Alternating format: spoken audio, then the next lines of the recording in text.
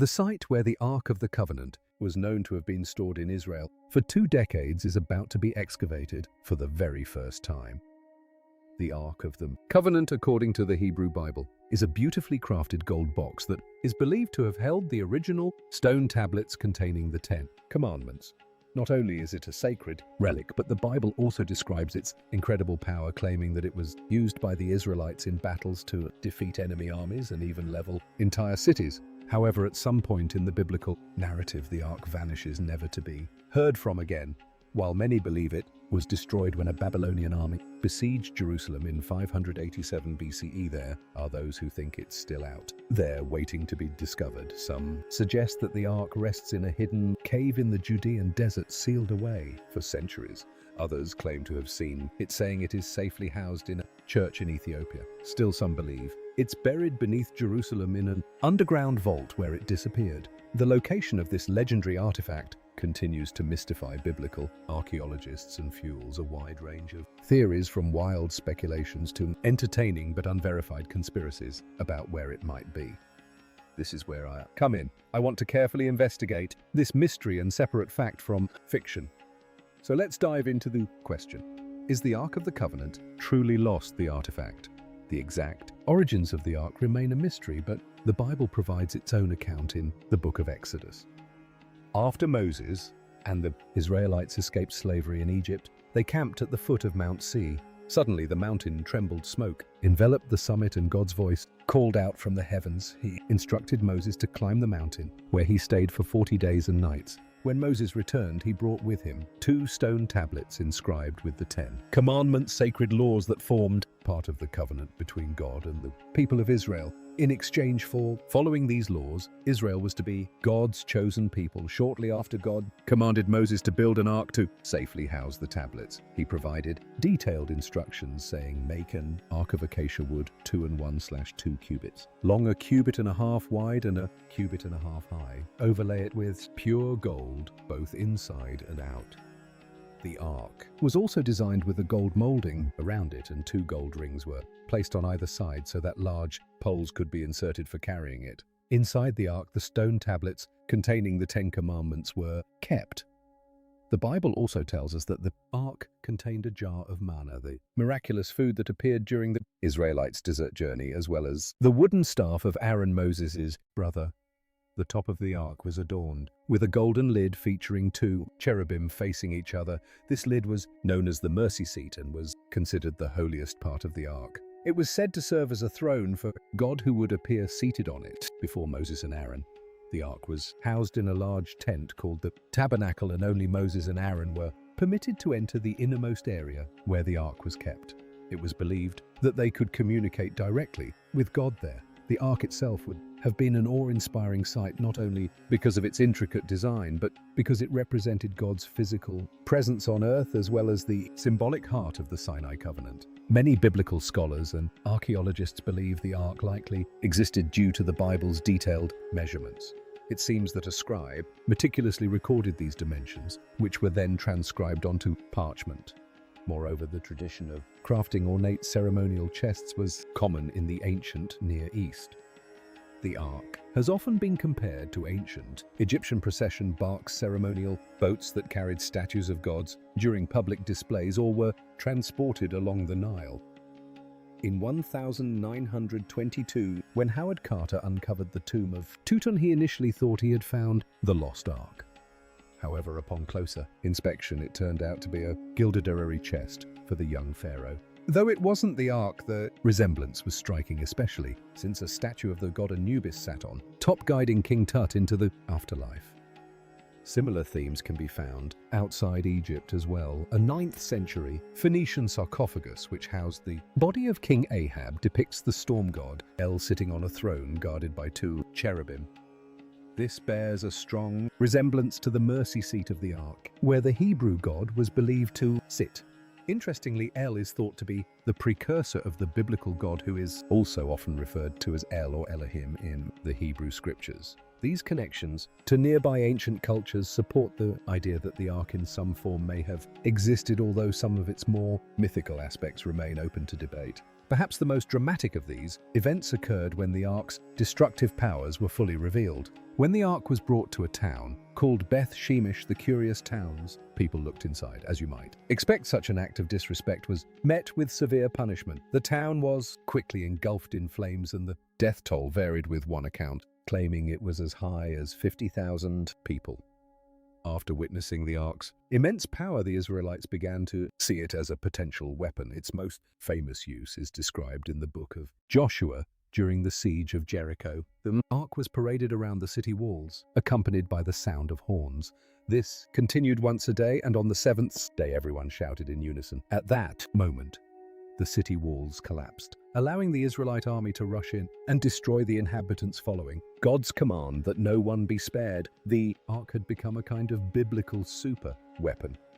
However, the Ark did not guarantee victory every time. In one story, it was captured by the Philistines and taken to their capital, Ashdod. There it was placed before a statue of their god Dion.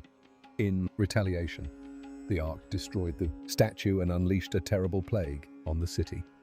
Fearing the Ark's power, the Philistines hurriedly returned it to the Israelites, who accepted it with gratitude. You can see how these biblical stories about the Ark inspired the 1981 film Raiders of the Lost Ark. In the movie, the Nazis seek to harness the Ark's destructive powers, and in a dramatic climax, when they finally open it, they meet a gruesome fate depicted with melting wax prosthetics. It's a creative and bloody take on the Ark's legendary power, showing Hollywood's attention to biblical detail. Once the Israelites settled in the Promised Land, the Ark was eventually placed in a permanent resting place, the temple. When King Solomon completed the temple, the Ark was placed in the innermost room, known as the Holy of Holies. Once a year, on the Day of Atonement, Yom Kippur, the high priest would enter the sacred chamber, transfer the nation's sins onto 2 goats, and then sacrifice them on an altar. He would sprinkle the blood on the mercy seat of the Ark. This is also where the term scapegoat originates. You're welcome for the trivia. The last mention of the Ark isn't about destruction or theft, but rather when its caretakers were instructed to return it to Jerusalem after a period of absence. This event took place during Passover in the 18th year of King Josiah's reign, around the spring of 621 BCE. After this, the Ark disappears from the biblical narrative, never to be mentioned again. This disappearance happens just before Jerusalem faces great disaster about 35 years later in 587 BCE. During the siege of Jerusalem, the Neo-Babylonian Empire, led by King Nebuchadnezzar II, set the city ablaze. The temple was plundered and destroyed, and much of the population was killed. Those who survived were captured and taken to Babylon, forbidden from returning to their homeland. There they faced great hardship, with many being forced into slavery. This period of suffering, which lasted for 70 years, is known as the Exile, a dark chapter in Jewish history. After the exile, when the Jews returned and rebuilt the temple, there is no mention of the Ark. It seems to have disappeared by that time. Even when the Romans later destroyed the Second Temple in 70 CE, there is no record of the Ark being taken. The Jewish historian Flavius Josephus lists some of the treasures looted from the temple, but the Ark is conspicuously absent. He mentions the golden table, the golden candlestick, and other spoils, but the Ark is not included. Some have speculated that the law of the Jews referenced in his writings could be a hidden allusion to the Ark, but this seems unlikely. In the Roman triumphal arch that depicts this event, you can see the treasures taken from the temple, including the golden candlestick, but there is no mention of the Ark. Given its value and significance, it's strange that such an important artifact would not be represented. All signs point to the Babylonian siege of Jerusalem in 587 BCE as the time the Ark disappeared. The Bible suggests that the Ark's disappearance is linked to this invasion and the destruction of the temple. In the Talmud, a collection of Jewish writings, the rabbis suggests that the Ark was likely destroyed either when the temple burned down or when it was taken to Babylon. While this is a possibility, it remains an assumption.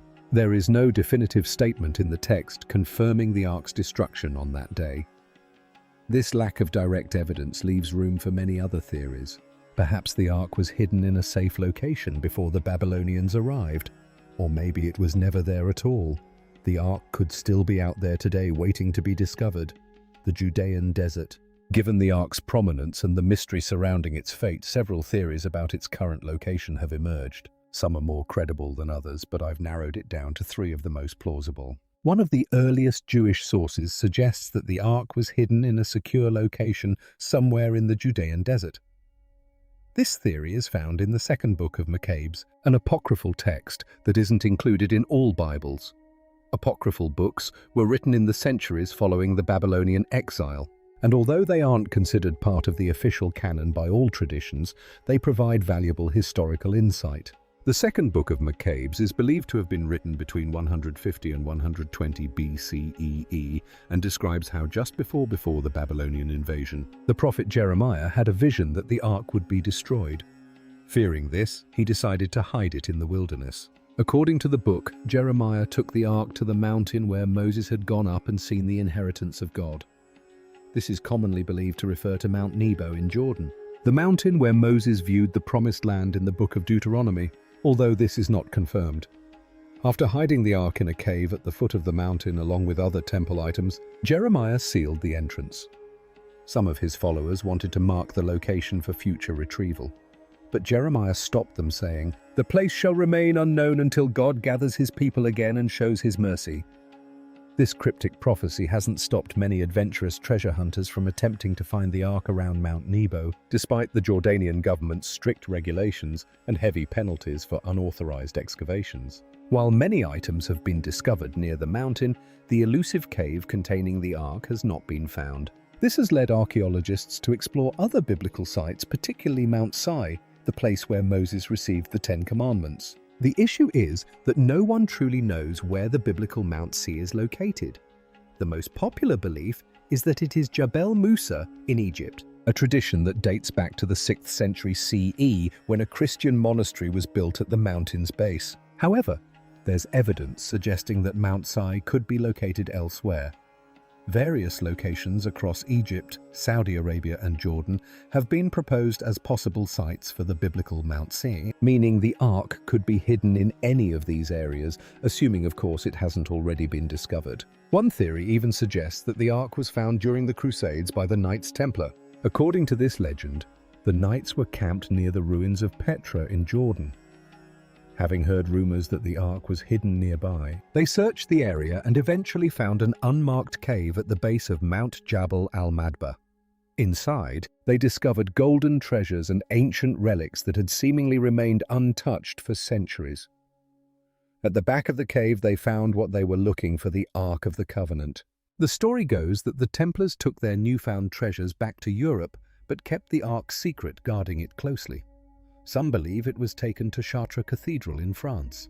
Others say it was brought to the estate of the English nobleman Ralph Deedy, and some even speculate that it was taken to Ireland before being shipped to the Americas. While these stories are intriguing, there's little solid evidence to support them.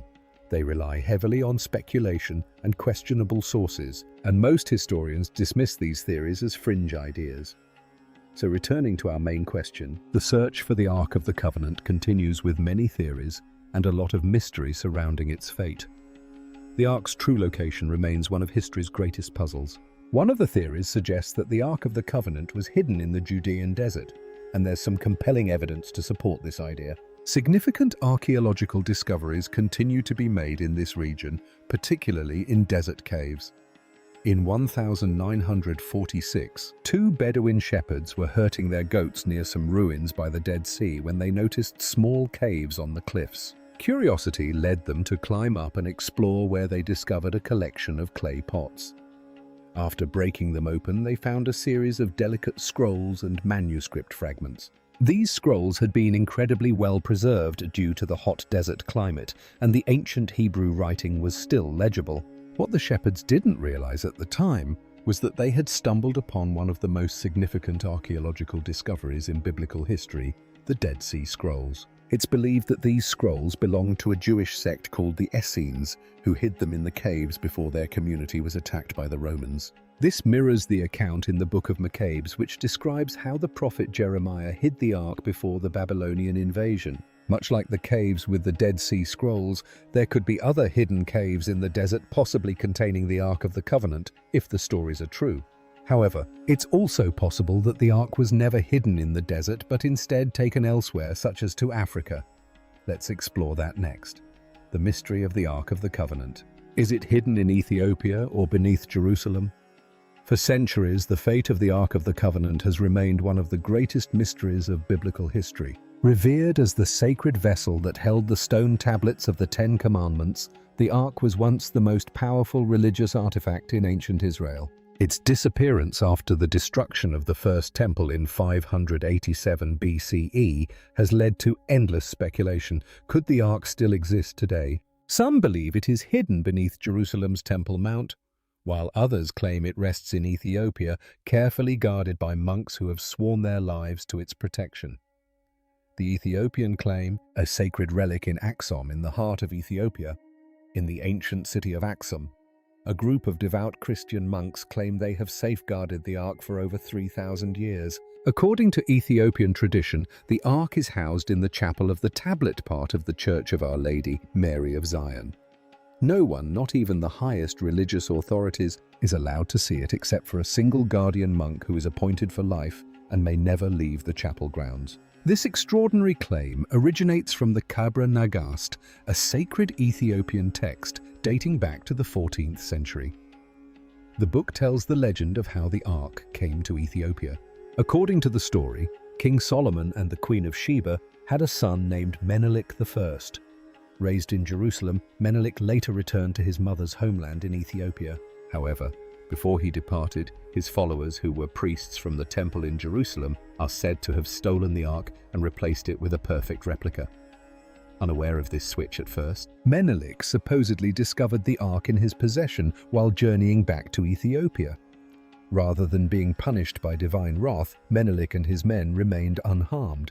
This was interpreted as a sign that God had willed the Ark to be taken to Ethiopia, where it was placed in Axum and has remained ever since. Generations of Ethiopian Christians have upheld this belief, and to this day, the Ark remains one of the most sacred relics in Ethiopian Orthodox Christianity. Historical accounts, eyewitnesses, or myths.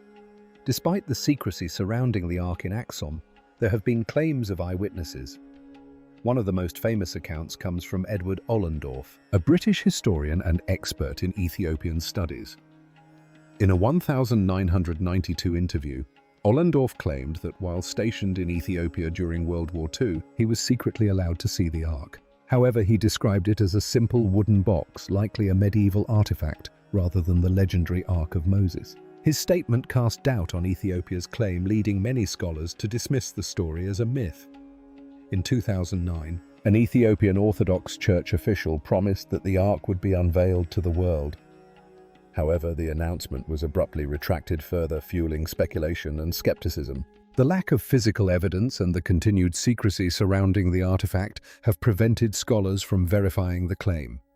The Temple Mount theory, a hidden chamber beneath Jerusalem. While the Ethiopian tradition remains compelling, another theory suggests that the Ark is hidden beneath Jerusalem's Temple Mount, the site of the First and Second Temples. The medieval Jewish scholar Maimonides wrote that King Solomon foresaw the possibility of the temple's destruction and constructed secret underground vaults to hide the Ark. Some believe that before the Babylonian invasion in 587 BCE, King Josiah may have hidden the Ark in one of these chambers.